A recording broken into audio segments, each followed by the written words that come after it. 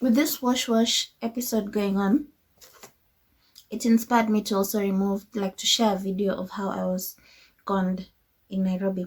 In total, the total number of ways I've been conned in Nairobi is, I think, 5 or 6 times. I honestly... Wait.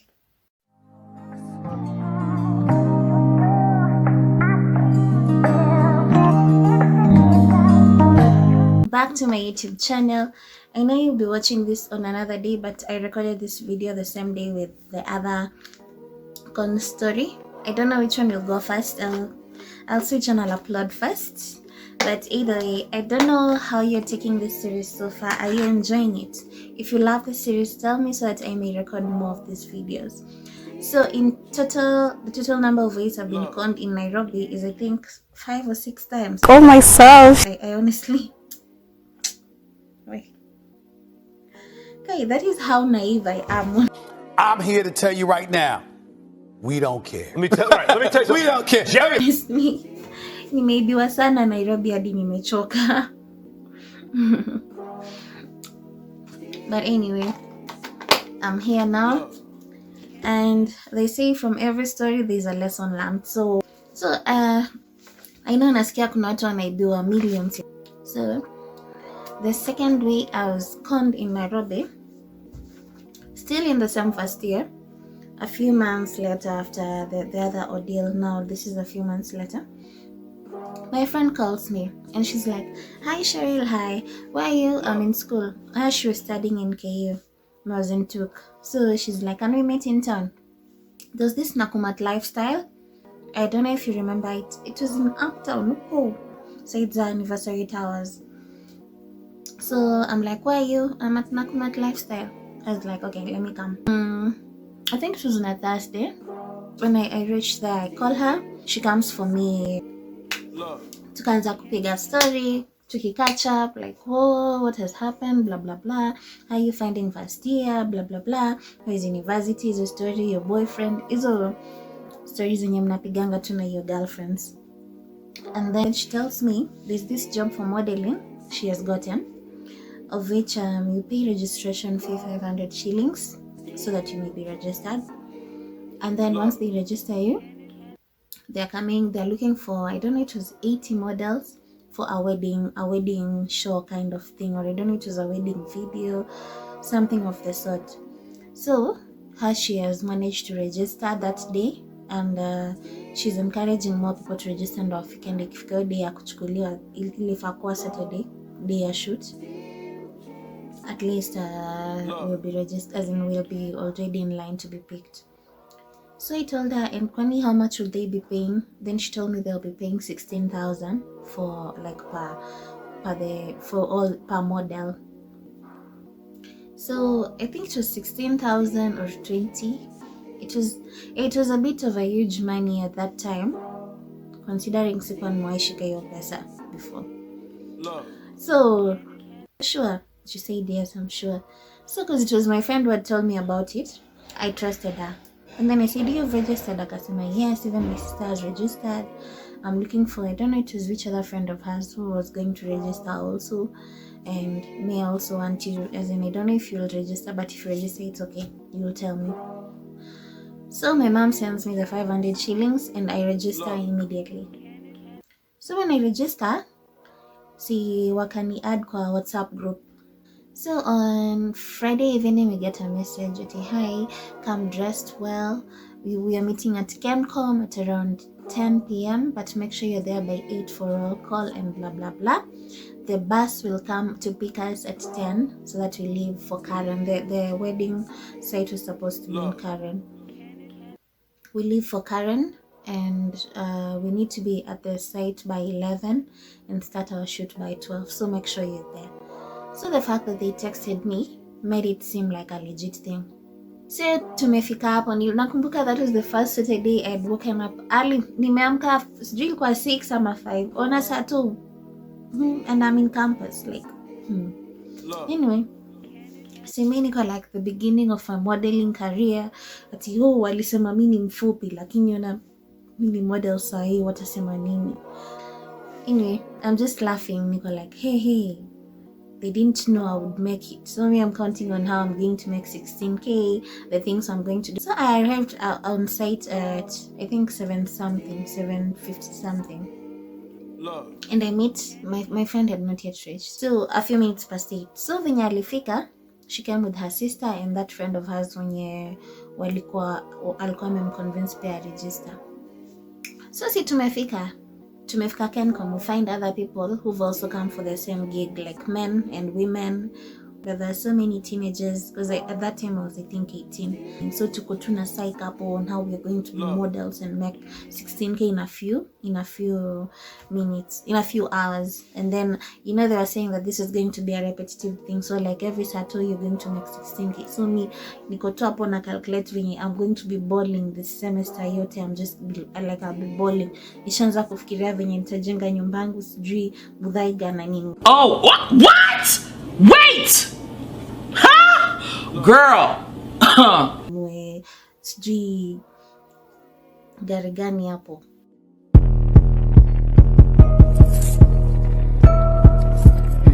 So I'm just there waiting to bowl. So it reaches 9. The organizer now shows up. And then he's like, basi nakuja tu mgoje hapa. Okay, tunangoja. There's no roll call happening like they had said. So me assumed maybe walihesabu kivyao. So we are storytelling with my friend tukisema, hey, basi nafika saa ngapi, blah blah blah. She's like, sinaona fact that ako hapa at least inaonyesha ni wa legit. So we are there waiting. 10. Nothing. 11. 12. Join me. 1. Nothing. So it's 1. And then the guy again shows up. He's like, atika kulikuwa na some errors kwa management, but they're saying we give them up to 2.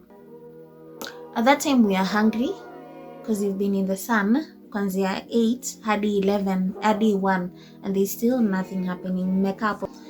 But some people are becoming agitated, kuna wanagombana. There are others who are happy, others are taking pictures, selfies, blah blah blah. You understand?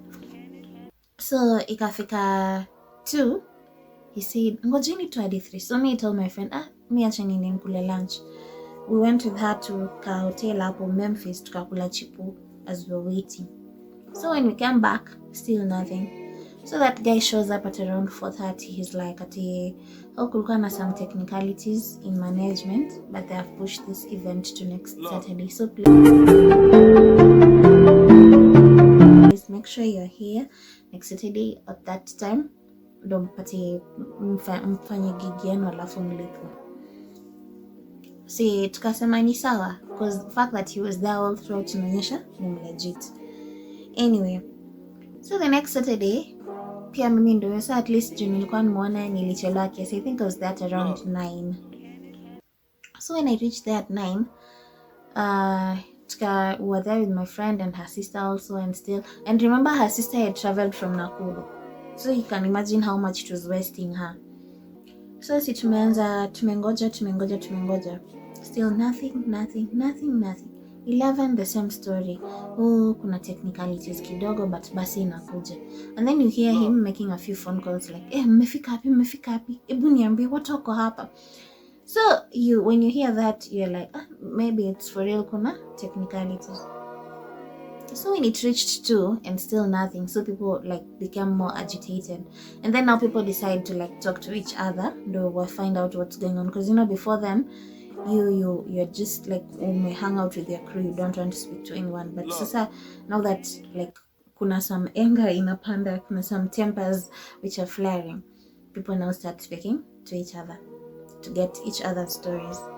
So when you begin speaking to another, and when I realize, wewe umelipa 500, mwingine amelipa 1,000 bob registration, another one had paid 5K registration, another one had paid, I don't know, actually there's a lady who had paid was it 15,000 registration. And then the deals you're getting are different. Like me, I was supposed to be a model in a wedding gown. There are others who were supposed to be, I was supposed to be a bride. Others were supposed to be brides like me. Others bridesmaids. Others there's a lady actually mwenye alifakwa, I don't know, bartender or something, a waitress kwa bar. I don't know why, but that was the gig. So when people now like mnaongeleshana ndo mna realize nika by the way this thing might not be as legit as you're putting it. Now people got angry. Ndo wakashika that, they just grabbed that guy na wakanini watu walianza kumchapa. Luckily kulikuwa na makara around, they came and picked him and wakampeleka kwa police station kumprotect from the crowd because watu walikuwa wameanza kumchapa. So now actually it was a big scandal until nasikia ilikuwa covered on the TV because my mom called me that evening saying tumeona hiyo kesi yenu kwa TV, kumbe mtu alikuwa anawaibia.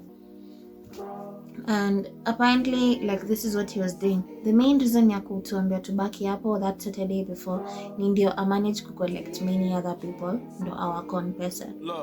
And hata essence ya kuturudisha all throughout the week ilikuwa ndo manage to bring in more people because during that week alikuwa ame collect over 300,000 comfortably from people to 1,000 bob, 3 su, 5 su.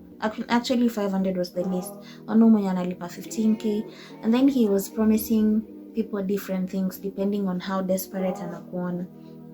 So that these ladies who looked classy and I think they were they were desperate for money, so walikuwa mwambia if you give me 15,000 I'm going to link you up with someone who will sleep with you and give you 80,000. Are you not ashamed of yourself? Are you not embarrassed? This is really embarrassing. But you have to come on that day. So nena si udama amepea nao 15k akijua atatengeneza 80k on that day. Na akikuja, which okay, me on the story it still didn't make any sense, but it's okay, I didn't want to ask questions. Now she comes knowing she's making 80,000 on that day that she's coming.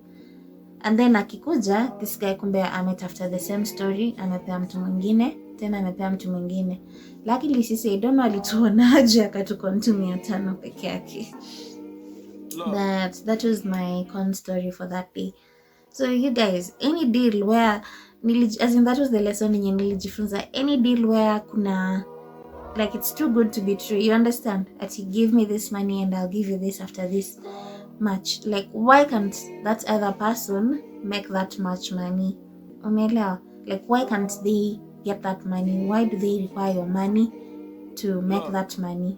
Why can't they just, because if they wanted, if they had that power as they said, they would be rich, but they usually are not. Wako too broke and frustrated like you. That's why they require your money so that they may make some money and then they give you now back your money. But there's none in Kenya there's none in the world who's out to hand people free handouts. Every coin matters and every coin you have to work hard for it, unless you are from the government, unless wewe ni wa serikali. Anyway, but aside from us, the common mwananchi, you have to work hard for your coin. So there is none who's out here to make your life better. As who? You're not entitled to their money or their life. So to me, that's what I learned. If anything, actually from that day, if anything comes easy, nakwanga I second guess ish in a way before I put my money there. Although still I've been conned after that a few times, but not in the same direct way like those first two methods. Yeah. So that was it for today. I hope you learned a lot from this. Nimekuwa na hii venyewe, si ndio?